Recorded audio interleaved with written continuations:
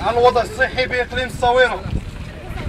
بعد إصداره لتقرير شامل ومفصل بالمعطيات والإحصائيات حول الواقع المرير للوضع الصحي بإقليم الصويرة، وتنظيمه بالموازاة لندوة تحت عنوان الحق في الصحة للجميع، وإعلانه للاحتجاج على السياسة الصحية بشكل عام في بيانه ووقفته بمناسبة اليوم العالمي للصحة في السنة الماضية 7 أبريل 2009. يعود فرع الجمعية المغربية لحقوق الإنسان بالصويرة مرة أخرى. يعود فرع الجمعية المغربية لحقوق الإنسان مرة أخرى وفي نفس المناسبة اليوم العالمي للصحة 7 أبريل 2010 إلى الاحتجاج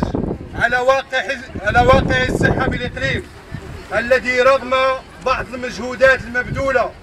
من طرف مدير المستشفى ما يزال المرفق العام مرتعا للرشوة